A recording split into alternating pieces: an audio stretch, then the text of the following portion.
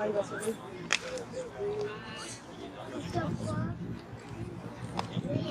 maman. Là.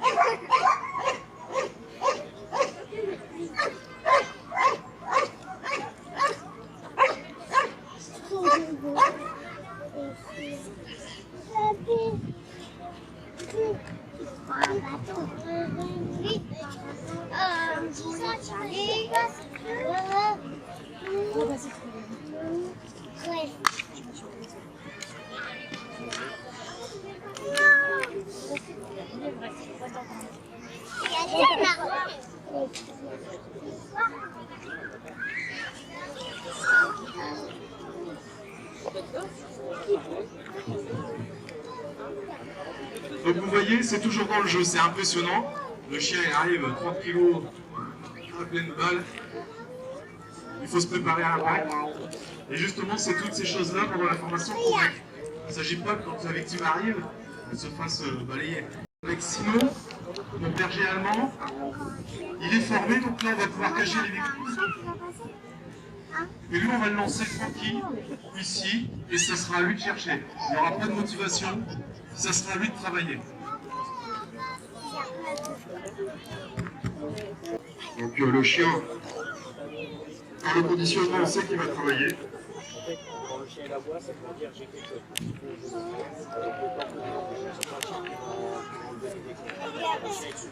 Elle est là.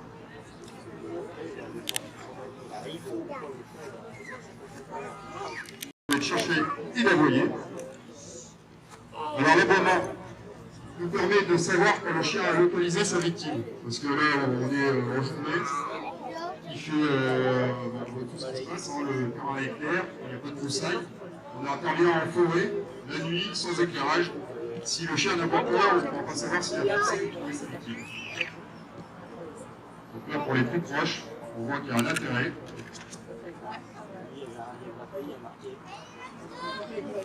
Alors, le chien cherche à avoir le contact avec sa victime. Et quand il aura l'odeur le plus proche, il ne se met pas à aboyer.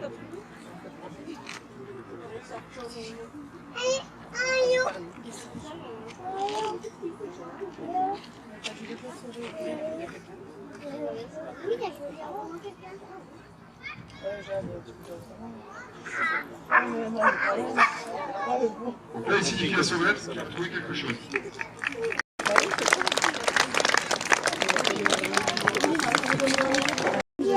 Donc là, il analyse toutes les odeurs, le chien. Donc il vient vers vous, il identifie l'odeur à la personne.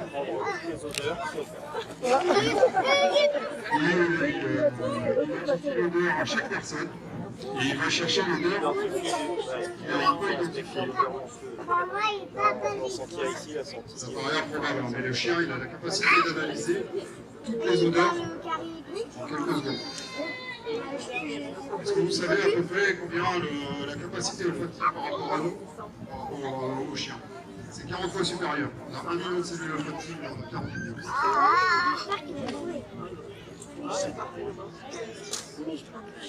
On est là sur des zones des fois de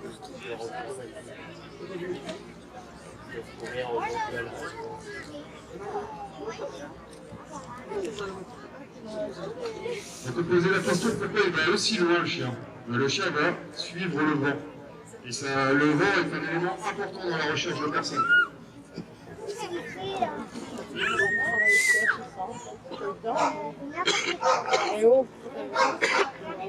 C'est pas lui.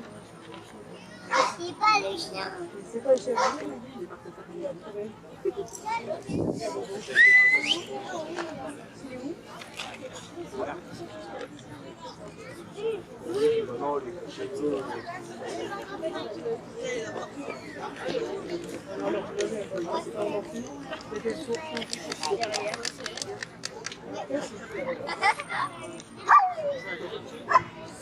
Voilà, donc on a la fixation, on a la remorque. Le chien a retrouvé sa victime.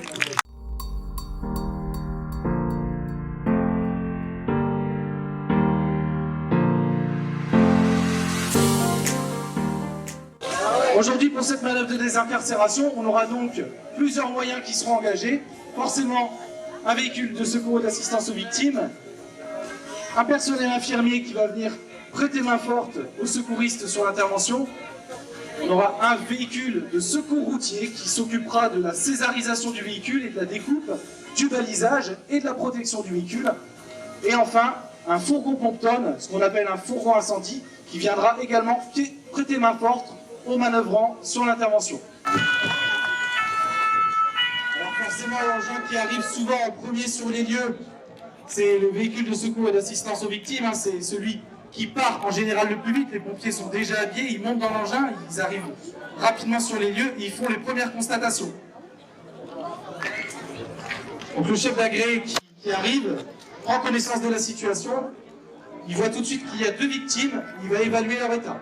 On entend le train de départ derrière, on entend derrière les autres engins qui arrivent.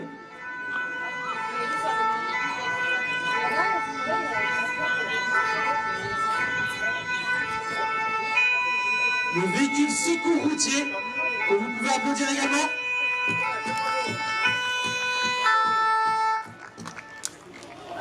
Et suivi de près, mesdames et messieurs, par le chef de groupe, officier, qui prendra en charge le commandement des opérations de secours sur cette intervention. On va dire l'officier qui est là, le chef de groupe, qui commande l'ensemble des opérations.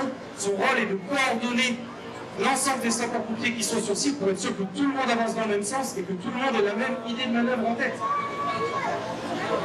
Maintenant, je vais vous expliquer un petit peu comment se passe ce type d'intervention. On a une méthodologie bien particulière pour essayer de travailler dans des conditions optimales de sécurité. Et pour cela, on utilise le moyen mnémotechnique des 5 S. Donc, la technique des 5 S, ça commence par la sécurisation du site au travers d'un balisage. Balisage que nous ne faisons pas ici dans le cadre de l'exercice, mais qui permet sur la voie publique de sécuriser la zone d'intervention.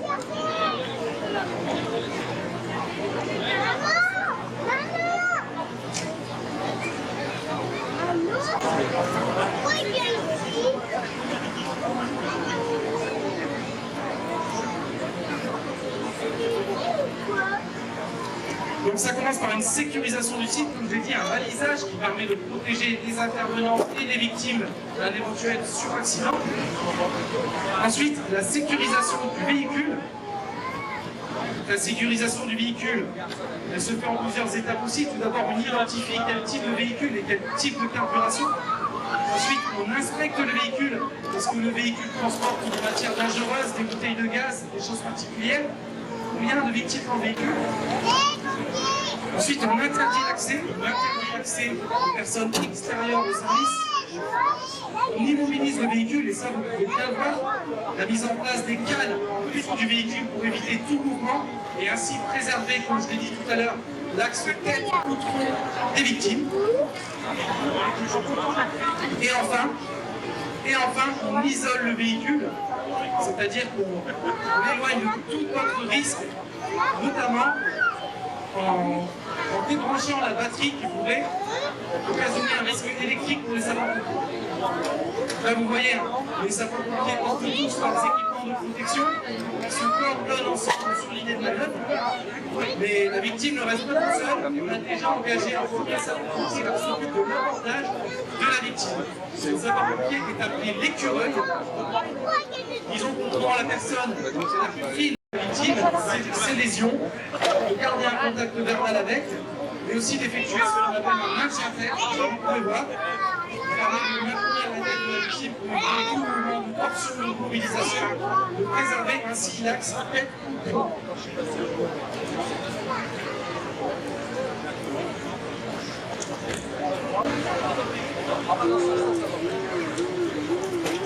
C'est pas grave. Vous pouvez voir qu'un balisage est en cours de mise en place. Alors là, on est dans des situations d'exercice. C'est pas forcément très parlant. sur la voie publique. L'idée va être de sécuriser au maximum le site pour éliminer le risque de suraccident. Comme je l'ai dit tout à l'heure, ça peut passer par le balisage, la mise en sécurité d'une voie de circulation, parfois même la coupure de l'ensemble des voies de circulation si on est sur l'autoroute et sur un accident d'emploi. Vous voyez que le personnel du Fronton qui est garé derrière effectue l'établissement d'une lance en protection dans le cas d'un risque éventuel d'incendie sur le véhicule. Alors comme je dis, on est encore une fois dans des conditions d'exercice dans la vraie vie le plus extrêmement. Les engins ne seraient pas de cette manière. Mais il a été adapté afin que l'ensemble des personnes qui sont présentes puissent voir au maximum.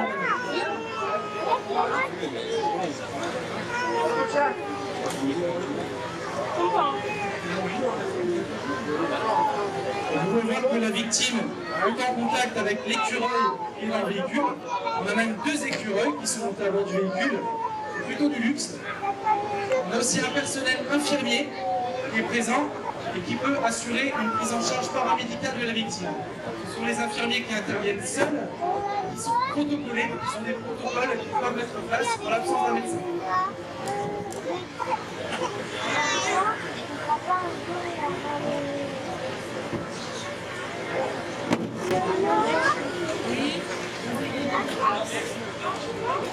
L'idée maintenant pour une équipe, ça va être d'augmenter au maximum l'espace de travail pour pouvoir travailler en toute sécurité et faire une sortie de la victime dans des conditions optimales.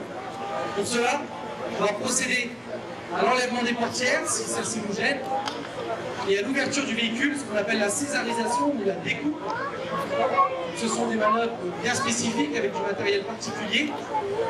Vous allez voir les contraintes au port de l'utilisation de ce type de matériel, notamment dans des conditions comme celles d'aujourd'hui, avec la chaleur intense, le port de la tenue de feu par-dessus, vous imaginez bien toutes les contraintes pour les sapeurs-pompiers.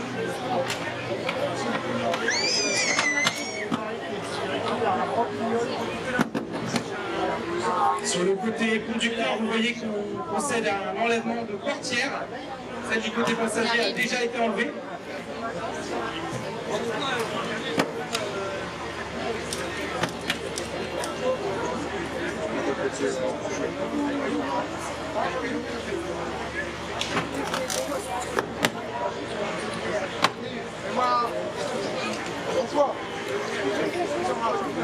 La priorité pour nous, c'est de ne pas aggraver l'état de la victime, comme je l'ai dit tout à l'heure. Pour cela, il y a plusieurs règles qu'on va devoir respecter. D'abord, c'est d'être vigilant dans l'abordage. Comme je disais, éviter de mobiliser le véhicule. Pour cela, on va faire ce qu'on appelle un calage primaire avant d'engager l'écureuil. Et ensuite, un calage secondaire au moyen des cales. Et on mettra en place, comme vous le voyez, en gris, la couverture de désincarcération qui permet de protéger la victime des éventuels éclats, débris de verre. La victime pourra éventuellement aussi porter un masque FFP2 pour la protéger des poussières de verre lors de la découpe des différents éléments vitrés du véhicule.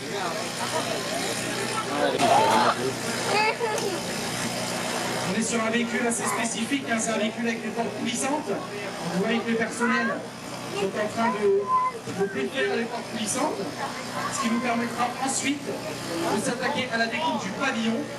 Pour vous expliquer simplement, la découpe du pavillon, on va couper les différents montants et on va enlever le toit du véhicule, ce qui nous assure un espace de travail optimal pour une sortie de la victime dans les meilleures conditions.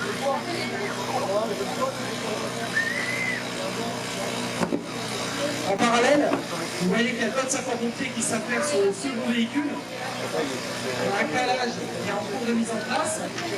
Il faut surtout éviter que le véhicule... Et moi je me fais chier avec une place d'enseignant pour me voler un vélo. Vous imaginez bien le choc si une victime se trouve à l'intérieur. Vous pourrez assister par la suite à la désincarcération du deuxième véhicule. La divergence sur l'idée de manœuvre. Sachez que sur ce type d'intervention, nous travaillons également avec les forces de l'ordre, les personnels de la DIR, également les équipes médicales qui peuvent être déclenchées pour nous prêter main forte sur ce type d'intervention. Donc sur ce type d'intervention, la règle à respecter si on est face à une victime dans un état critique, va être de respecter la golden hour, c'est ce qu'on appelle l'heure en or. On va respecter un maximum d'une heure entre la prise en charge de la victime et son transfert vers une unité hospitalière. Pour ça, les sapeurs-pompiers devront redoubler d'efforts pour essayer d'être plus efficients sur l'intervention et apporter une réponse optimale. Ici, on est dans des conditions de manœuvre, le véhicule est plutôt en bon état. On peut imaginer les contraintes qui peuvent être réelles sur un vrai terrain d'intervention avec des véhicules déformés et des contraintes associées. Les collègues procèdent à la découpe du pare-brise. Tous les éléments vitrés vont être brisés ou abaissés si possible, afin de pouvoir procéder à la découpe des montants. Forcément, on a un parc à déchets qui a été créé. L'objectif est d'avoir un parc suffisamment isolé de la zone de manœuvre pour éviter tout risque de suraccident. Il y a de la place. Il y a de la place. Les sapeurs-pompiers procèdent également à ce qu'on appelle le dégarnissage avant d'effectuer les découpes de montants. Ils procèdent à l'enlèvement de toutes les parties qui pourraient nous gêner sur ces découpes, c'est-à-dire les parties plastiques que l'on trouve à l'intérieur. Ils procèdent également à la découpe des ceintures et de tous les éléments en fait, qui pourraient nous contraindre lors de la manipulation des objets découpés. Pour sortir la victime, là ici, bon, si la victime est dans un bon état, on va essayer de prendre notre temps pour faire les choses correctement. Maintenant, si on est face à une victime qui est dans un état et qui est en train de s'aggraver et qui pourrait éventuellement basculer, on va devoir redoubler d'efforts pour aller plus vite et des fois avoir une idée de manœuvre un peu plus rapide. Si on est face à une victime qui se trouve en arrêt cardiaque, forcément le risque vital prime, on essaiera de prioriser un dégagement d'urgence. Vous voyez que le dégarnissage a été effectué, la victime est toujours là en cours de prise en charge, en contact avec l'écureuil. La couverture de protection a été déplacée sur le flanc droit du véhicule. Pourquoi? Parce qu'on va maintenant procéder à la découpe du montant qui se trouve côté passager.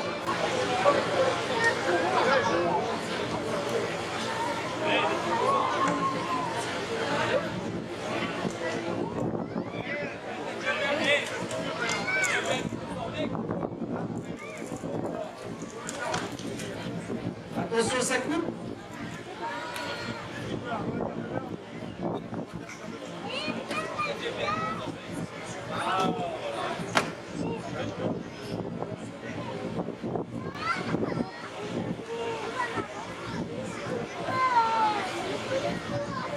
On a un premier montant qui a été découpé. Il faut savoir que les sapeurs-pompiers vont couper les montants dans un ordre très précis. L'idée, c'est de ne pas affaiblir tout un côté de la structure. Donc il y a un ordre bien précis à respecter et cet ordre est donné par le chef de gré. Puisque forcément, chaque découpe de montant entraîne un poids supplémentaire sur le pavillon qui doit être soutenu par les sapeurs-pompiers. Encore une fois, c'est un travail de coordination important pour chaque personnel.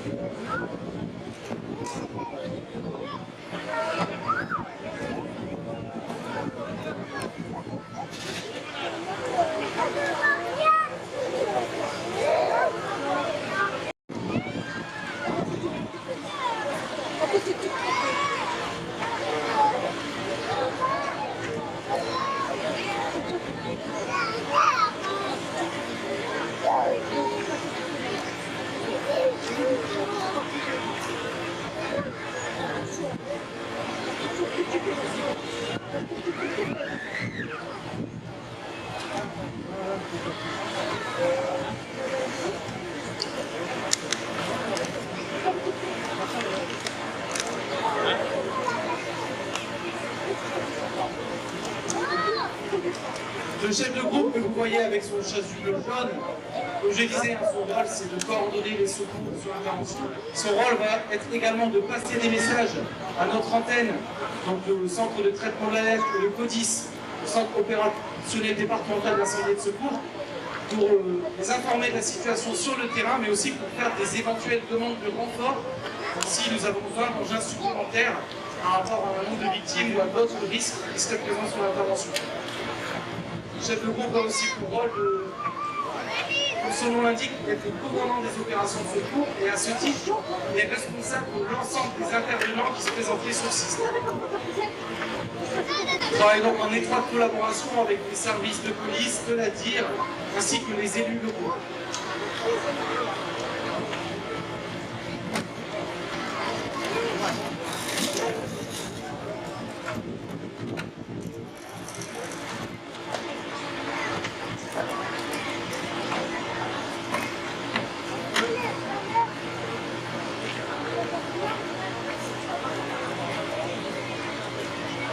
On peut voir, pour ceux qui voient les découpes, on peut voir quand même la précision et le côté impressionnant du travail du matériel, de la cisaille.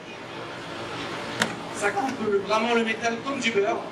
Et c'est pourquoi les sapeurs-pompiers doivent être formés aussi à ce matériel pour éviter toute blessure, mais aussi pour éviter des accidents qui pourraient être dommageables sur l'intervention. Il ne faut pas oublier que dans les montants, on peut trouver sur certains véhicules des prétentionneurs de ceinture. Il y a un risque de croiser ces prétentionneurs et de se blesser sur l'intervention. On peut aussi également retrouver des passages de câbles électriques sur des véhicules de nouvelle génération. Et ça, c'est du rôle des sapeurs-pompiers, d'être vigilants aussi à tout risque de suraccident sur l'intervention. Pour les véhicules de nouvelle génération, il existe des fiches de désincarcération qui donnent toutes les indications sur les points de découpe qui peuvent être approchés par les sapeurs-pompiers.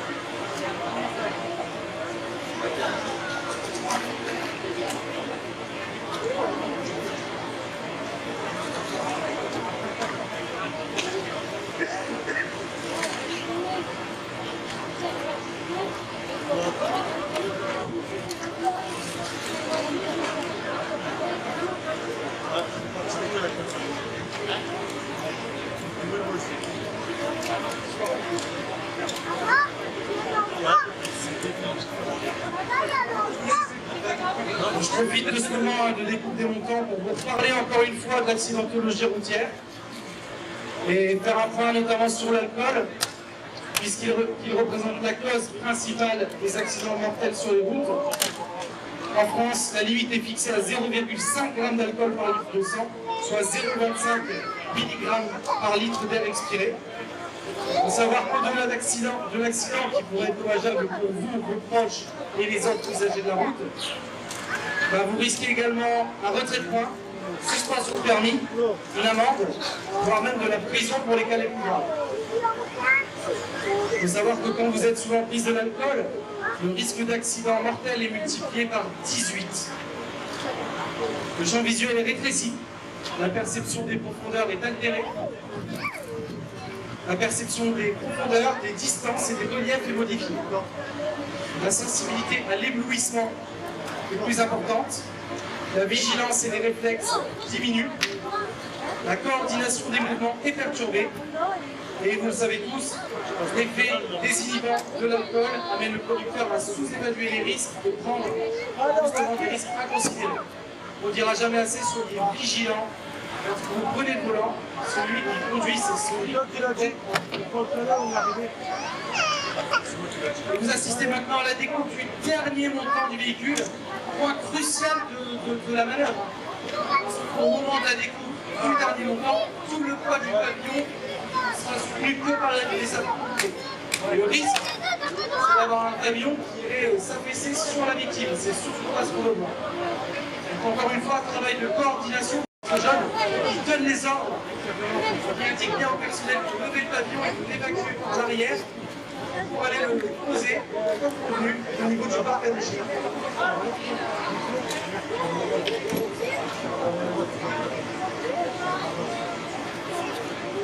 Pour information, pour vous donner une idée un petit peu du temps que cela a mis, on est sur une vingtaine de minutes.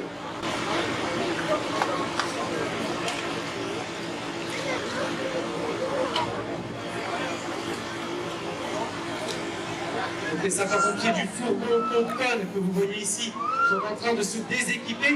Pourquoi? Pour pouvoir approcher la victime et effectuer sa sortie.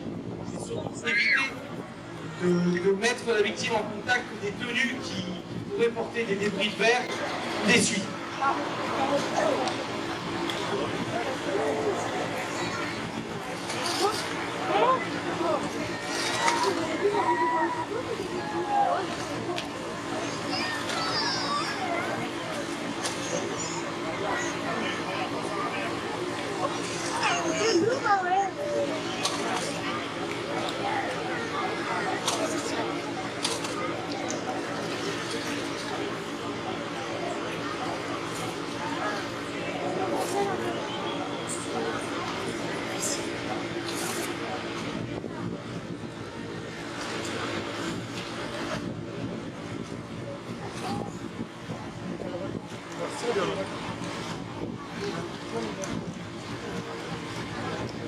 On a un matériel qui a été sorti par le personnel, c'est ce qu'on appelle l'attelle cervico-thoracique, qu'on appelle chez nous l'attelle de Ken, le nom de son inventeur. Donc l'attelle cervico-thoracique, par définition, est une attelle qui vient se fixer en fait autour de la victime, qui va en fait faire comme un corset. Et encore une fois, tous les aspects d'accepter pour la victime, de la sortir à la fois en position assise ou debout, selon le cas de figure, là ici on est en position assise, et de la transférer après sur le matelas immobilisateur à dépression. Donc l'utilisation de cette attelle demande beaucoup de technicité, puisque c'est un matériel très spécifique. Vous pouvez voir dans la mise en place, il y a un ordre très précis à respecter dans la mise en place de différentes cendres de serrage de cette attelle.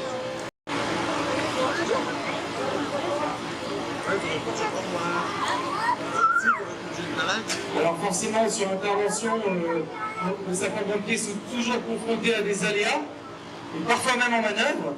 Alors aujourd'hui, vous pouvez voir que c'est le cas.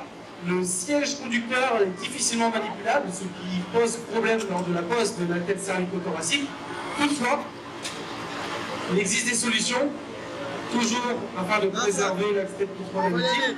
Les sapeurs-pompiers vont procéder à la découpe du siège conducteur, qui facilitera encore la mise en place de cette attelle.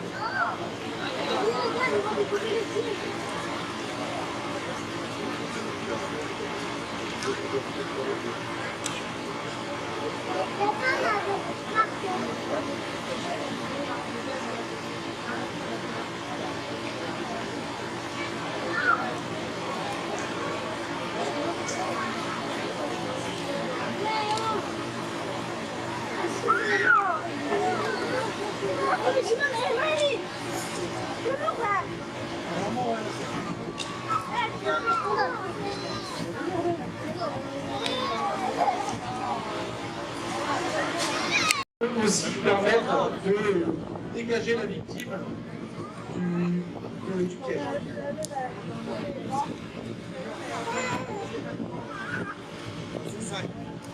C'est ça ici. Et si tu sais quoi?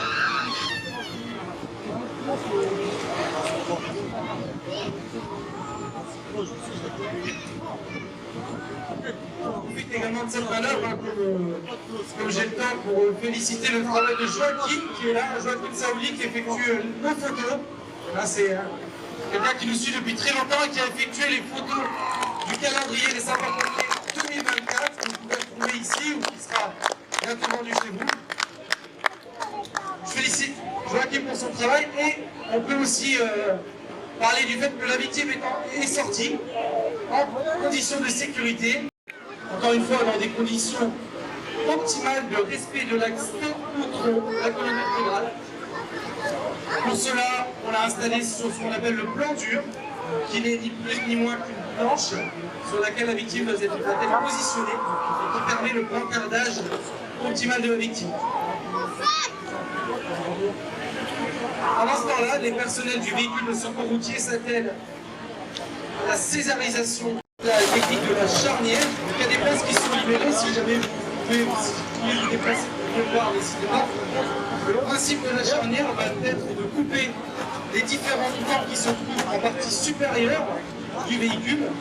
Et ensuite de venir plier la carrosserie, un peu comme un enfant. droite, la carrosserie qui s'ouvre complètement le toit du véhicule et vous permet de vous engager à l'intérieur de celui-ci. Encore une fois, comme je le disais tout à l'heure, vous voyez un peu tout à l'heure découpe de montant sur cette magnifique Fiat 600.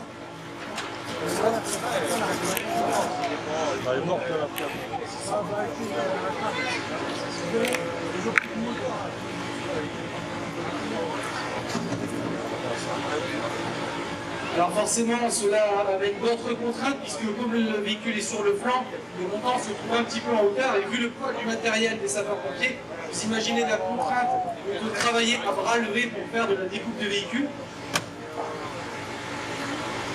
Et encore une fois, je le rappelle, travailler dans des conditions de chaleur intense avec la tenue de feu et l'ensemble de l'équipement, je veux dire bravo aux sapeurs-pompiers qui travaillent actuellement.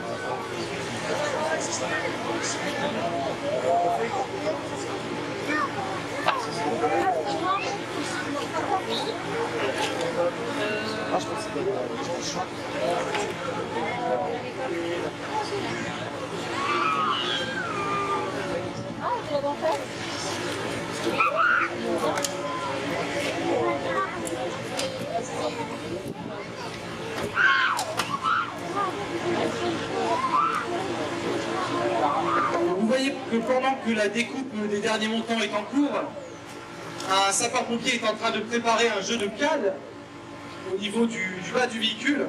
Pourquoi?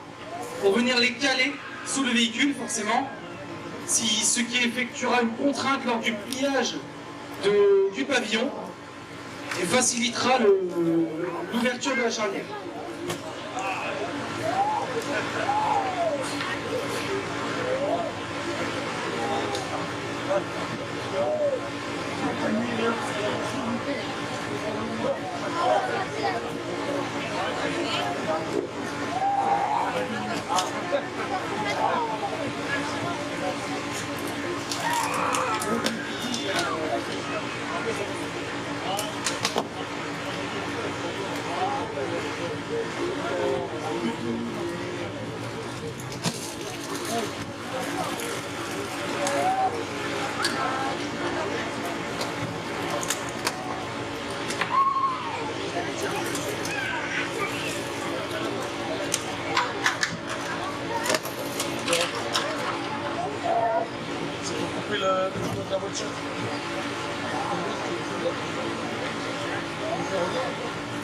Voilà, vous voyez que la découpe a été effectuée.